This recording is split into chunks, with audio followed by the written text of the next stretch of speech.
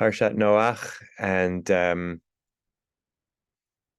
no promises whether we're going to do one or two of the two essays which we set aside from Rabbanit Michal Tikochinsky's sefer that we're using for Breshit, Karati B'chol Lev, which I don't think we got a chance to mention this last week, seems to be an intentional double entendre on both calling out with the whole heart, likro meaning to proclaim or call out, and likro meaning to read. So these are wholehearted readings of the text, and they're also somehow an attempt to call out, to express something with our whole heart. I think almost every story in Breshit can feel applicable to challenging and complex times, and I chose the first few weeks of essays before our world changed. So this first one, called Machariv Uboneh, destroying and rebuilding, obviously has echoes and resonances for what Medinat Yisrael and the Jewish people have just gone through, what has and we expect will take place further in the Gaza Strip. And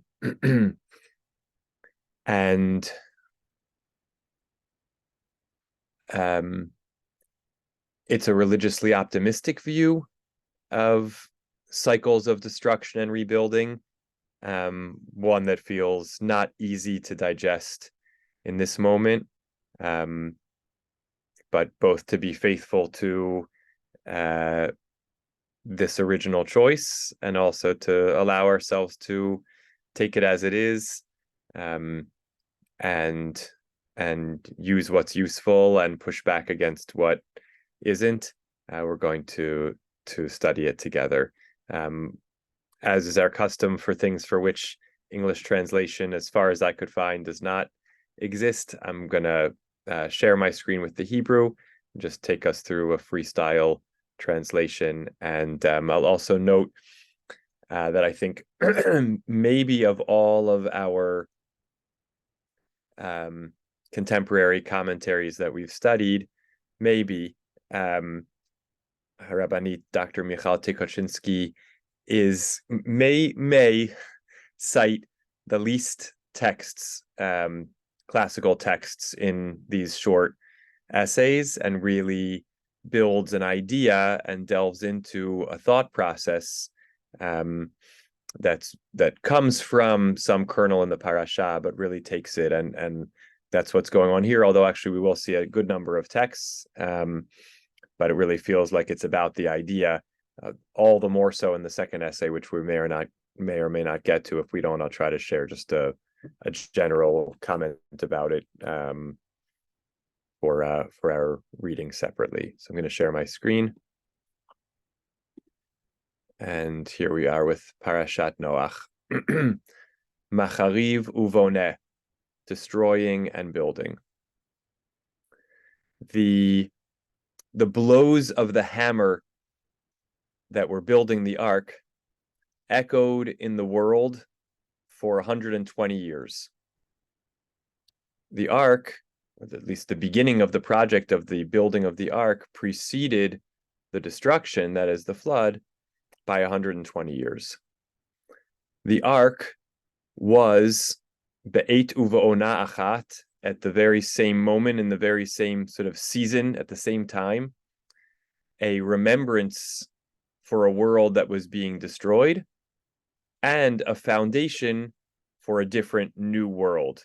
The Hebrew here is just, poetic and beautiful. Hatevahi be'et uve'ona achat, zecher le'olam shecharev, a remnant or a remembrance of a world which was destroyed, v'tashtit, and a foundation for a different and new world. The ark, like a ship sailing to a new world, and this theme of the ship is one she's going to return to a number of times in these 2.5 pages, both, I think, selectively choosing images of ships, and because the ark itself is a ship of some kind, and the sense of a ship is so evocative of the point that she wants to develop. So the ark, like a ship setting sail for a new world, is a microcosm of entire historical processes, an imprint, or a kind of a mold which repeats itself in the world. Defus choser v'nishne ba'olam.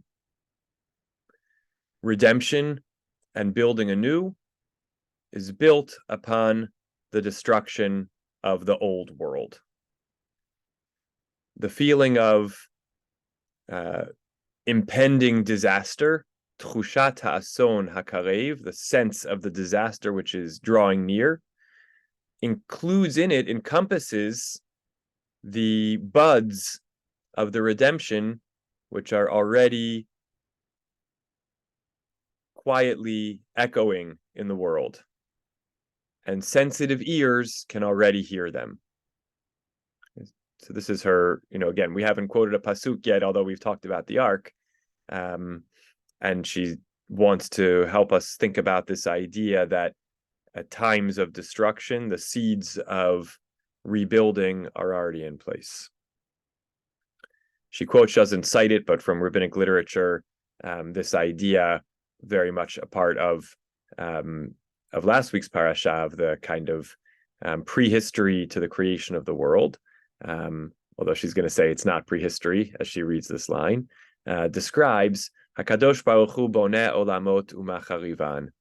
God builds worlds and destroys them. Vidok, read carefully this phrase. It's not in past tense. It's not prehistory. It's in the present tense. God builds worlds and destroys them. The idea of the destruction of the old and the redemption of the new is not an innovation of Noach. The Malbim explains that when God created light, God said about it, kitov, that it is good. That is to say, and this is such an important point, and I'm not sure that I understood it correctly. That is to say, I'm going to read it here in Hebrew. Shelo yitzuyar shetiyeh havaya chadasha rak al yedei churban hatzura harishona. That you not imagine that a new existence comes only through the destruction of the first form. Now, based on what she was saying, in some way, I thought that her point was that is the case.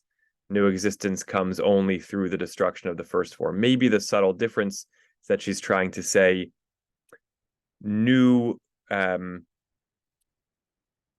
existence is already pregnant in the destruction of the first form. It's not sort of sequential. You have to destroy something and it's totally gone, and then you start to build something new. But no, part and parcel of the destruction of whatever is the past already has in it the beginnings of whatever is coming. And so somehow this idea of God creating the light, I think is, and this Malbim is extremely long. I haven't had a chance to unpack it in its entirety. That this one line that she's quoting from it, somehow this idea, I guess, that light is already in moments of darkness, and that's the kind of good. God plants or imprints into the world this cyclical nature: destruction and building, destruction and building. Destruction is difficult, and absence, the absence that comes along with it, brings mourning and desolation. And with all of this, at the end of the process of creation in its entirety, a higher level is reached. And about that, God says that it is good, that somehow the kind of renewal is built in from the beginning, and there's always a cycling towards something greater. That Malbim probably is worth a longer look. Now she's going to build some additional examples. Before the Jewish people went down to Egypt and the house of Yaakov was destroyed, Yosef had already been captured and brought to there. Right? She doesn't elaborate, but the point being that was set up as she's reading the story, so that the new existence of the Jewish people in Egypt could be cared for by Yosef already having been there.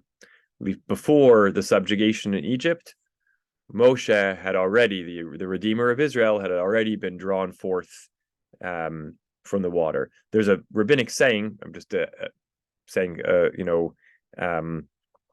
a related aside, there's a rabbinic saying that God always creates the kind of medicine before the plague. Hikdim HaKadosh Baruch Hu Trufa L'Makah. I don't know if this is exactly the same thing, but it seems like a related notion, this idea that kind of the seeds of the next thing are there even at the time of the destruction of the prior. We'll do one more paragraph, and then I want to pause for initial reactions to this. She's going to develop this point, but this is the basic point. The pasuk in the book of Daniel explains or describes God was particularly diligent about the evil, this punishment, and brought it upon us. For the Lord our God is righteous. It's the line from Daniel. The Gemara in Sanhedrin asks how it could possibly be that the evil that God brings upon us is considered to be tzedakah, a righteousness. And it answers that God did righteousness with us in bringing upon us the exile of Tzidkiyahu early, while the exile of Yechoniah was still active. She'll explain.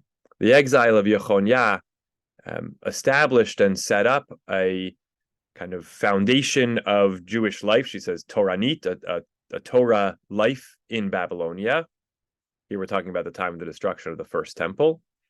And when the new exiles came to Babel, the sages, this is the Gemara explaining, the sages from the prior exile were already waiting for them to teach them and to establish a new spiritual center. The ship had already been sent ahead, right? So here, again, it's an incredibly difficult pasuk to contend with.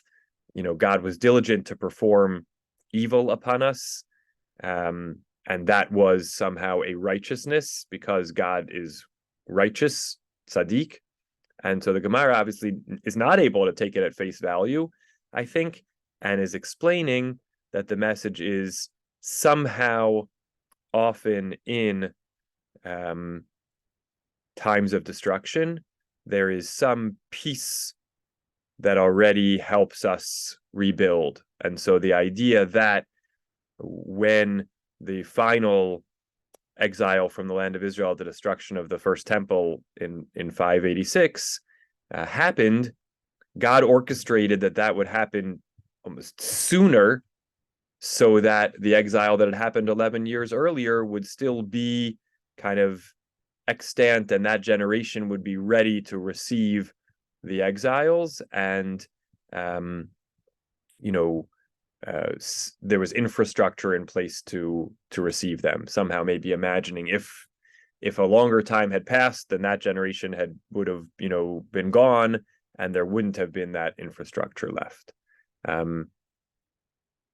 Obviously, I want to pause for a moment for your reactions. Obviously, read in light of what we're experiencing now, it feels hard to really digest this message. I think every person has their own inclination towards or away from silver lining readings. It seems incredibly hard to find any silver lining in what the Jewish people is going through right now. It's not that there aren't incredible signs of heroism and hope and things to hold on to, but not a shred of anything that feels like it I can't even say the words, warrants or justifies what we have endured and are enduring. So it's a particularly hard time to read this text on the one hand. On the other hand, she lays out a kind of a framework, a faith framework that says that in times of destruction, if we put aside the sort of silver lining question, there's sort of the statement that something about what the future is going to look like is sort of already there. So again, I just acknowledge it's a hard text to read right now. And just open up for thoughts and reactions. Start with Bracha and then Lance. Go ahead. I think Lance was first. Okay. Lance and then Bracha. Go ahead. I can't read Hebrew. However, am I correct? The next thing she talks about is the 4 rabbis who were kidnapped. No, is it kidnapped? I think the next thing she talks about is the story of the 4 sages who go off on the boat and create sort of the next rounds of Torah centers in the time of the Gaonic and early medieval period. Right. I think Lance is right that they were kidnapped. They were kidnapped? Okay. And they were sold into 4 different towns. Yeah. According to Chabad uses the word kidnapped. Mm-hmm. But how do I know that? How do I know that that was the next thing that happened in the text? You tell me. I translated your PDF file. How did I do that? AI. Not exactly. Google Translate. I could have used AI. I did use AI, and it came out with virtually the word for word the same translation. Mm-hmm. But the point is that Michaela, what is her first name? Yes, Rabbanit Dr. Michal. Wrote a book, right? And yes. this is from that book. Yes. Okay. So I went into Sefaria, and I found that in Sefaria, her entire book is reproduced in the Hebrew. But difference between what you sent and Sefaria is that I can copy the Hebrew from Sefaria and not from your PDF file. Yes. So I copied I copied Noah 1 and Noah 2, put it into Google Translate, could have put it into ChatGPT 2, which I did, and I have the translation. And I think that it's highly ironical that the next story there about the kidnapping is a correlative of what went on. The most horrific. I mean, it's one thing you burn babies. I get it. That's absolutely the worst thing that could possibly happen. Burning them alive? Come on. It's not even beyond imagination. But then you take how many, over 100 people, and you put them in tunnels and you torture them and kill them, I can't even imagine what's happened to those hostages. Can't even imagine it, right? And yet here we have in this text a correlative situation. But notice that the rabbis actually flourish as a result of this, right? Yeah. Whereas the Israelis who were kidnapped, we don't know what's happened to them. And the idea that they're going to flourish is a far-fetched idea right now. Right. Yes. And yes, indeed, the next line absolutely says captives. That is the story of these 4 rabbis. I forgot that detail. Obviously, very important is that they were captured by they were off setting sail to raise funds in Babylonia or something like that, and they were captured and then redeemed by different communities, which is where they then became established these new centers. Yeah. Okay, well, I will yield my time now. Okay, Bracha, on to you, please. Talking about how difficult it is to draw something positive out of this totally horrendous situation. I was doing some Torah study with a group of people on Sunday morning, and of course, before we even got to the Torah study, we spent a lot of maybe 2/3 of the hour's time reflecting on how the week had been and how we're dealing with stuff and things like that. And one of the things I asked people to reflect on was, out of the experience of the whole week, what was one thing that was positive? And the last person to speak talked about the achdus of Am Yisrael, about everyone, all types of people getting together and supporting each other and supporting Israel and things like that. And then you also got the sort of backslide from that, where some people were saying, but that never lasts. And then I first began to understand what might be one of the silver linings in a horrible situation. One of the things that's so unusual about this situation, aside from the many things that are unusual about it, is that it sounds like it's a long, extended kind of thing, which is very different from any other crisis in Israel that we've experienced before. And I began to wonder if maybe one of the reasons that it's an extended process is to build that achdus to the point where it's stable and where it's not going to disintegrate once the crisis is over. I appreciate that, again, the looking to see something good in this moment and to somehow try to match it to what we're experiencing. Again, I think every person, just want to reiterate it, every person navigates how we,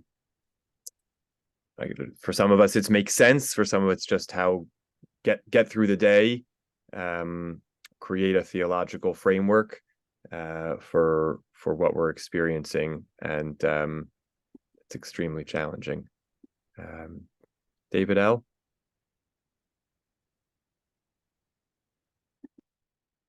Yeah, I don't have anything profound to say. I actually had a question about the text. And Rav Stephen, maybe you want to go back to the first page. Absolutely. Where her use of the word churban, let's see where it is. A variety of places. A particular one that you were thinking of? But it says Zecher leolam shecharav, tashtit leolam et hachadash. And it struck me as and I guess my question is the following. It seems like there are three ways you could understand that. One is she contrasting what she's talking about of the way of the world is revolutionary, and I want to break that down into two categories in a second, as opposed to evolutionary. You could close the text now, I'm sorry. And the second is whether it is the idea of when we say churban, we think about like a total rupture, a total destruction. But that's not our experience when we think about people who left Europe on boats and came to a new place, or went to Eretz Yisrael, or came to America, whatever it was. I mean, certainly the way that we think about it now, Europe with terrible devastation and almost ultimate destruction, but not ultimate destruction. But the word churban in our tradition is ultimate and destruction. Or and here I wish that you were putting the children to sleep, and there was a scholar of modern Jewish thought here with us, but it's really Schumpeter's idea that there is so-called creative destruction, and that the past must be destroyed for a new world to come into being. And I don't know where to align her along that spectrum. Yeah. Those are great questions, and I think, not attempting to evade, but to say we should carry them with us as we go through, especially in the very last paragraph. She's going to attempt to sort of apply this framework to many different dimensions of life experience. And I think I'm not sure that that we'll be able to conclude that there's sort of a rigorous classification of this, Chorban and Biniyah, between the categories that you described as, revolution or evolution, and sort of the degree of destruction and change. So I think there's a framework here, and I think it might be all of the above, even though that's not necessarily fair. And so then we would have to read Chorban, more as covering more categories than we would normally apply it to in its kind of simple reading. So I think you're absolutely right to raise the question. We have to keep it with us as we go forward. Nathan? Yeah, I just want to make one point because of what everybody else was saying. What she's doing is reviewing situations where there was binyan, that was preceded by Khurban, and saying, well, look, I could see the beginnings of the binyan in the Khurban. She's not going into a Khurban that didn't have a binyan and saying, oh, what lessons can we learn from this? What's the binyan going to be? You're 100% right, Rabbi Exler, that we're too early in the process to even talk about silver linings yet.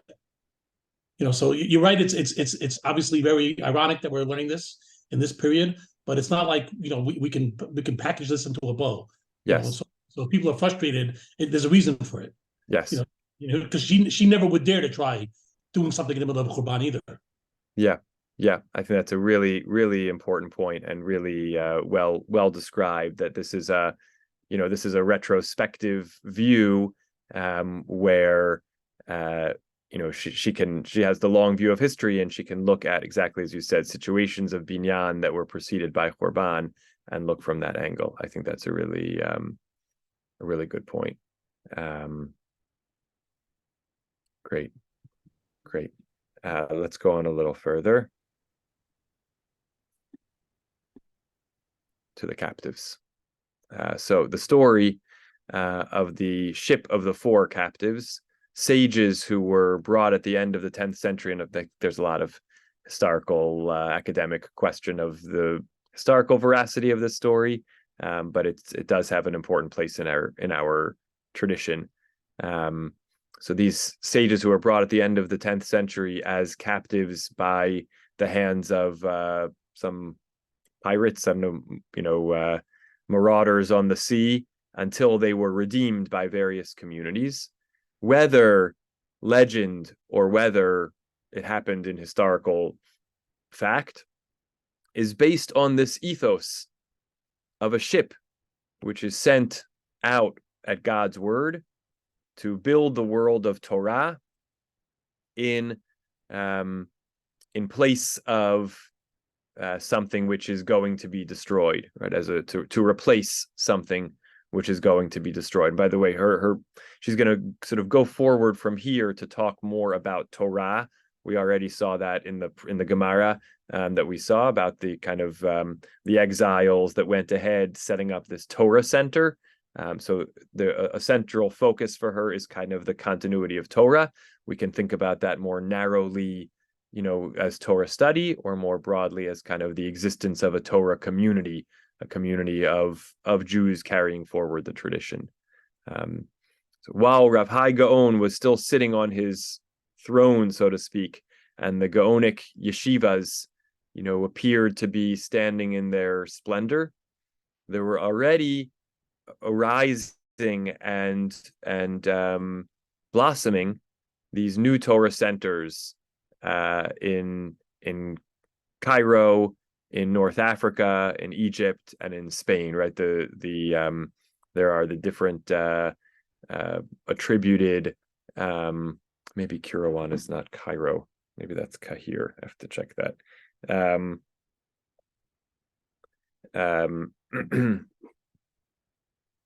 Yes, I think that may be Tunisia, North Africa, Egypt, and Spain. There's some debate about which exactly were the 4 communities or the 4th community.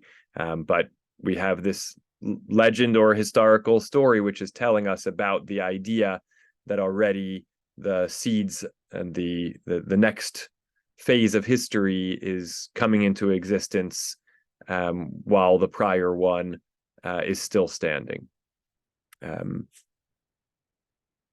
These things which are true for the world of Torah, which is constantly renewing, are true also about the movement of peoples, about the establishment of empires and their downfalls, about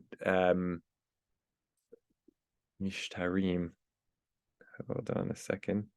I must have glossed over that word. Hold on.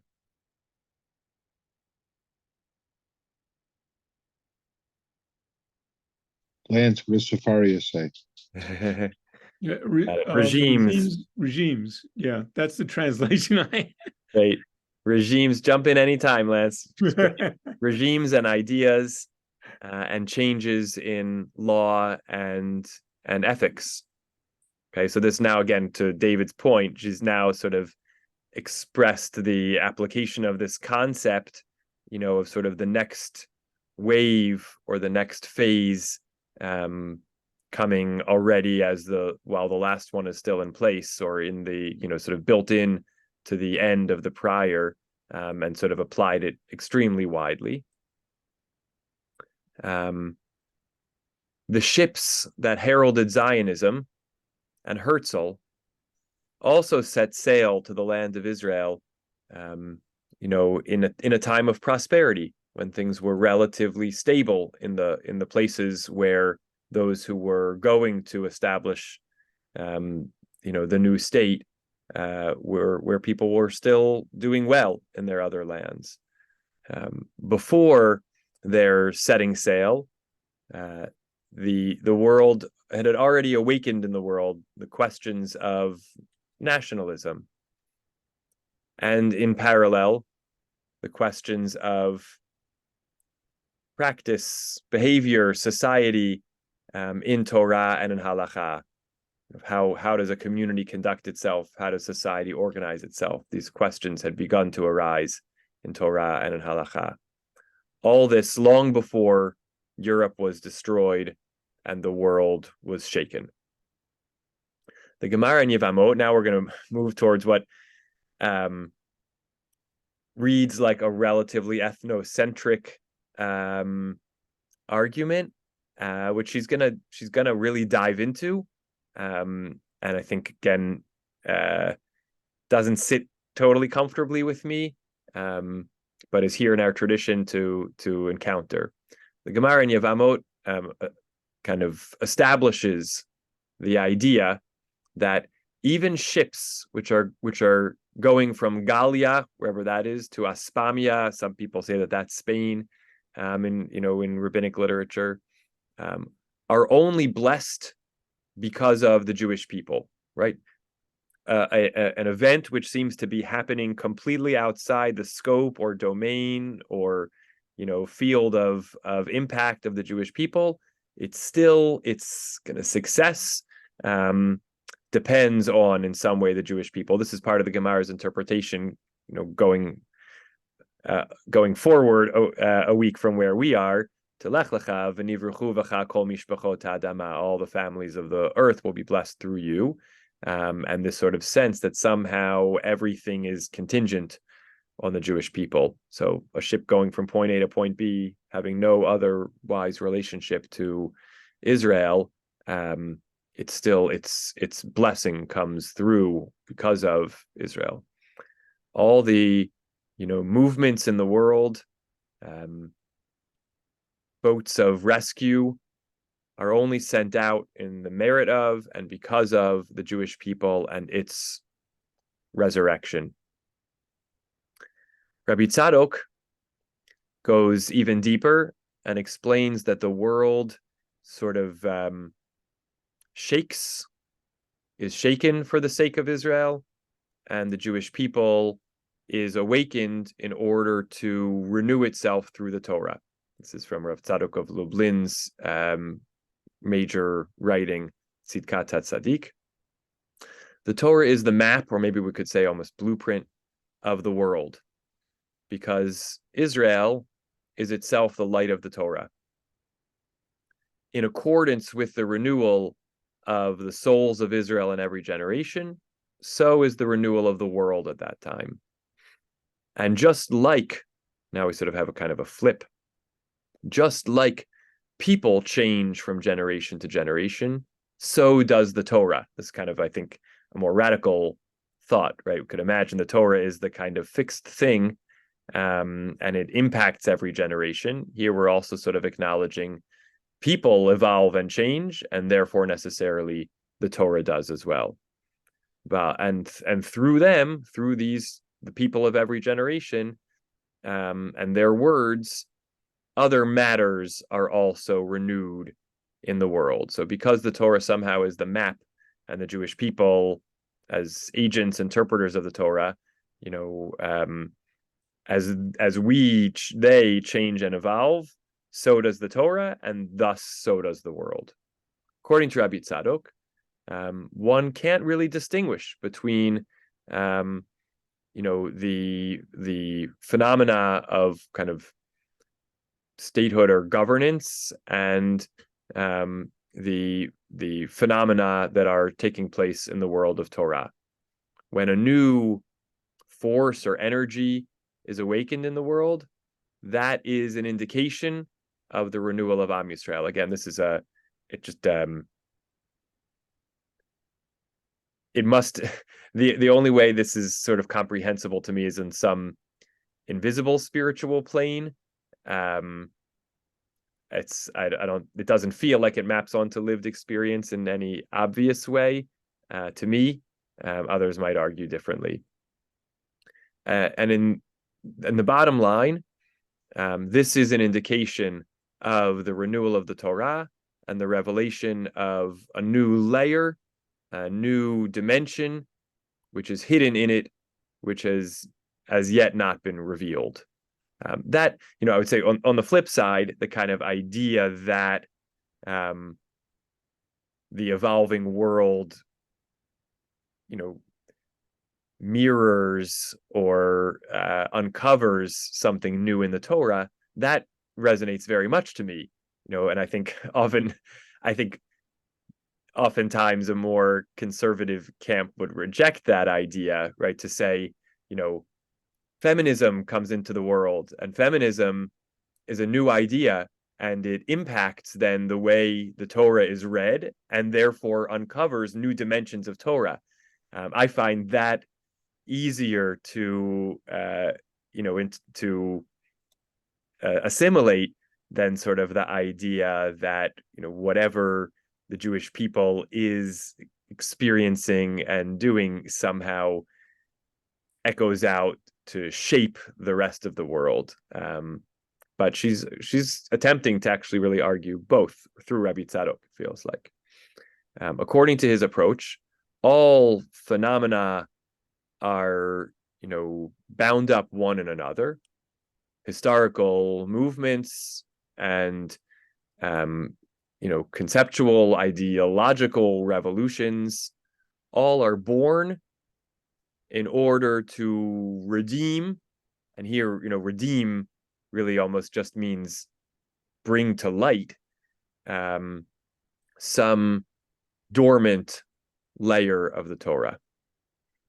And now quoting again, from the condition of the world in every generation, we can gain insight to the condition of the souls of Israel, the Jewish people in that generation, and the condition of the Torah that is in the mouths of the true sages of that generation. So again, there's this moving back and forth between the cause and effect question. Somehow Rabbi Tzadok is actually, I think, trying to leave that ambiguous and leave it kind of chicken and egg. These things are always interconnected. Okay, we've got just a couple more paragraphs to go. One who looks kind of, with a broad lens from the outside in, will see and can kind of expect, or maybe more glimpse, the direction of the progress of the Torah, its new kind of responsibilities, in the wake of the return to Zion, its new responsibilities in the wake of the return to Zion, to relate to questions of nation and society, right? The arguably, the great kind of dimensions of expansion of Torah in, the latter half of the 20th century were, all the thought which emerged around the application of Torah to the new state. And I recommend my dear friend, Rabbi Dr. Alex Kay's book about kind of the debates about the place of halakha and different Torah ideas in the pre-state and early state years, which certainly expands on this concept. And in the same way, social revolutions of justice, like those in our time, are a ship arriving at our shores whose purpose is to awaken the ideas of charity, justice in the Torah, and to bring back to a revived state the importance, the sort of ethical considerations and the values of fraternity, brotherhood. So it kind of adds another dimension here, right? On the one hand, we have ideas of nation and society, and then we also have these ideas of justice and social justice, which are, another wave in our time. An interesting argument, which feels like it rings true to kind of Torah developments. If our words are correct, then it becomes clear. Now we sort of we go from the ark as sort of the first touch point to our parsha, now to come to Noach, the character, as the second touch point to our parsha. If what we're saying is correct, then it becomes clear that the description of Noach as Ish Tzadik Tamim Bidorotav, as a righteous and pure, innocent, or wholehearted person in his generation, is directed to the fact that Noach fulfilled the mission of his generation, whether or both, to his discredit and to his credit. Here, playing off the famous Rashi that interprets this way, the debate about whether the idea of Noach being a righteous person in his generation is to his credit or discredit. And here she's going to kind of apply it out in her reading. To his discredit, because this was the mission which was, precisely and only for his generation, right? He was, even if it would be hard to imagine him being otherwise, he was confined to, right, now that we understand that this continuous cycle of destruction and rebuilding, or of the birth of new ideas for the moment. So describing Noach as of his generation means that he kind of was only able to do what was in his generation. Afterwards, a new mission will develop, the choice of Abraham, the choosing of Abraham, which was in a certain way the destruction of the nations and the rise of Am Yisrael. And this source I did not get to look up, but I'd be curious to this sort of way of reading Abraham, not just as the source of blessing for the nations, but as somehow actually entailing the disintegration of the other nations. And furthermore along this path, right? So the idea, this idea of this sort of profound generational turnover and shifting from one phase of idea and Torah and human to the next is reflected in describing Noach, as of his generation. He wasn't able to see where that ship was heading and kind of board it and lead it or apply it into its next destination. Ulashavach, and also for praise, because of the sort of wondrous capacity to actually look ahead beyond the Hamas, right, the violence of the generation and its degradation, and somehow see something of the repair. the possibility for innovation and creation, even if in his generation, like in every generation, it was hard to identify the, light that was emerging from that. So again, there's something subtle here in how she's reading each side, because it sort of feels like in the one she said, he couldn't get to the next generation's mission. On the other hand, within his generation, he was able to see past what was wrong with his generation, what was bringing it to destruction, and rise above it, even if he couldn't quite kind of arrive at the shores of the next phase. Ulasiyum, and in closing, it's interesting to set up a parallel between the process which happens, which plays out in these kind of societal, communal planes or levels, to the individual and personal experience. Birth, for example, as a model of emerging from the water, right? Of bursting forth of the new out of the old. Even now, sort of playing on imagining the child as that ship, emerging from the canal into a different place, a new destination, and what that child emerges from. If we're going even a step sort of further, like all that nourished that child then kind of comes out and doesn't go with the child to the next generation. That passes, and the child is the ship that goes to the next destination. And so it is in the kind of vicissitudes, or this sort of ever evolving, ever changing experiences, ever moving experiences that every person experiences in their lives, and in certain contexts, in those moments or situations of the kind of disintegration of routine, where one way of existing or being has to break down and give way to the next. The individual or personal takeaway from those new moments, from those turning points in reality, general or specific, is not to feel pursued, or that's, I don't know, Lance, if we have a better word for that, raduf here,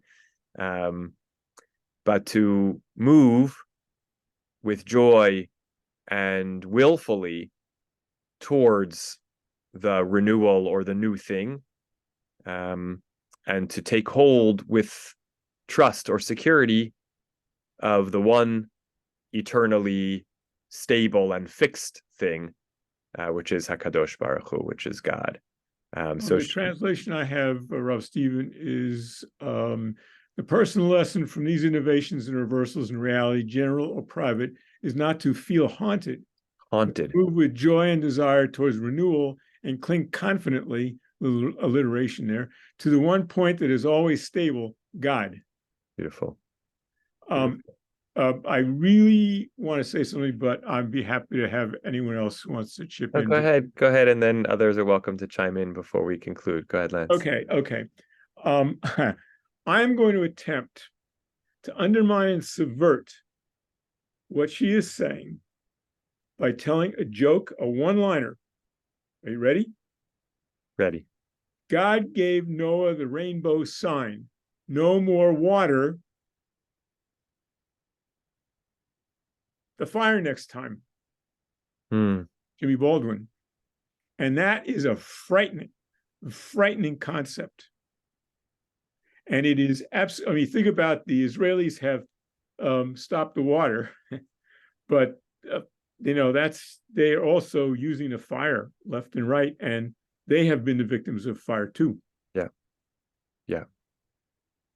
It's just, I mean, I think that the Gaza Strip right now, today, is a recursive miniature of our whole world. And I have no way of figuring out what to do. I mean, I'm sitting here, I'm healthy, relatively healthy, and I can go to sleep at night, and I have water, and I have food, and I have fuel, and all this stuff. And if when President Biden comes, what happens when the sirens sound? Are they going to take him into the bomb shelter? I mean, think about that. Yeah. Yeah. I mean, what kind of mad world are we in? Yeah. Thank you. Anyway, thank you for letting me participate. Always good to be together. Other thoughts, reactions? Again, it's I think compared to last time, where I had my wits about me even less than this week. I think we had a clear pasuk, the expulsion from Gan Eden. We had a couple of approaches to a sort of a more brisker distinction. Was it all and eternally punishment, or was it kind of opportunity for repair and fixing? Here we sort of have one idea, drawn from a series of texts, the image of the teva, and really built in many ways on the Rabbi Tzadok, which sort of moves from, I think, the first phase here of her argument is the idea of this, the future or the next phase is somehow implicit in the first and is already emerging while the first is dissipating, and then just sort of this more broad comment about the only constant is change, and the sort of interconnectedness of all change. The fact that I also just struck by the end, like she emerges with this, so therefore just be happy and willful. We don't have no textual precursors to that, just sort of it's a reality, and therefore try to lean into it, and go with faith in God. I would have liked to have seen more kind of textual analysis of kind of, do we see characters who were able to do that historically, biblically? But I think as a reflection on the transformative, world-changing experience of the flood, and the profundity of the idea that it was not a complete destruction of the world and starting over, but the power of that idea of this kind of this ship sailing through from the past into the future, and that was already, as going back again to her point from the very beginning, that was being built for 120 years. I think is powerful. Things to carry with us. Yeah, David, please. So I thought there were two really interesting things that she said in the second half. And one was when she points to the fact that Zionism does not actually come after the Shoah. Mm-hmm. And that Zionism comes and evolves during a period of prosperity of the Jews in Europe. And that is a subtle, really strong insight. And it goes back to when she was saying before that the seed, or the trufah, if you want, is planted even before the makkah, even before the real challenge and real destruction. So it's not as stark as any of the ways that I was trying to say it at the beginning. She's got a really subtle, interesting point.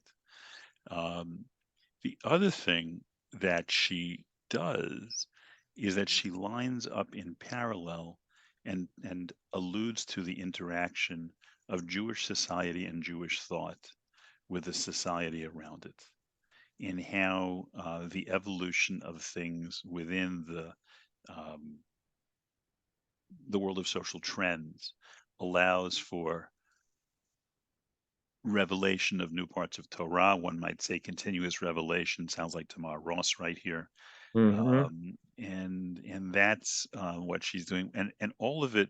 And then when she ends by talking about holding on to the one point of constancy for a person whose personal life has been an extraordinary journey, and to say something so traditional at the end, back to her roots, thank you so much for bringing this. I want to read this one again over Shabbat. Great. Thank you. Just comment for those who either can do what Lance did and get the English translation, or can read on their own the second one. It's Stephen, yes, I can send you the translation if you want to. sure, and we can And send it to them. maybe Rav Stephen, is there a way Lance can just circulate it to the group? Is there a reply all function here so that you can get out of the middle?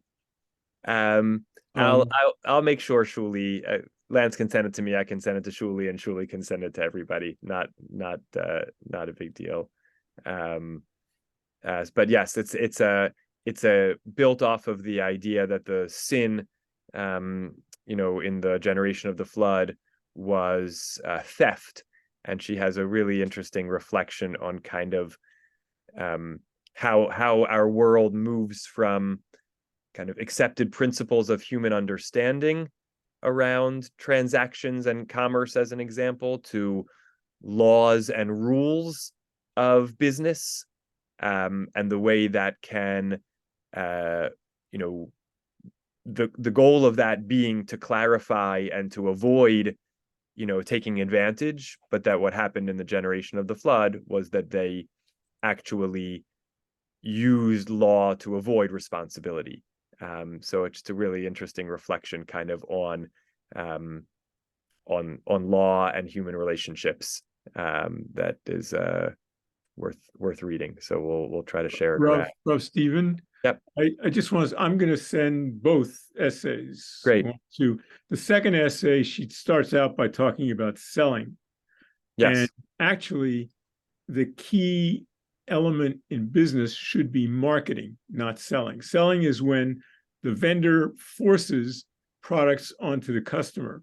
Marketing starts with the customer's needs, desires, and everything is direct. It's fiduciary in a nutshell. Yes. And so it's nice that she wants to write these things, but it's very difficult to write about business without really understanding the complexities and the of business and what's really going on.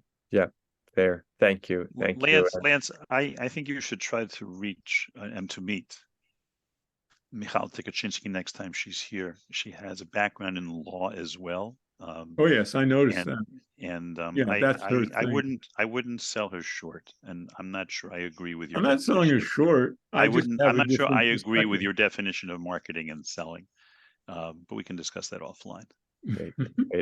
And thank you to Ruth Teruchi for your comments throughout the chat, and just appreciate it from all, and looking forward to next week, and with continued wishes, tefillot for peace and for well-being. Good night to all. Good night.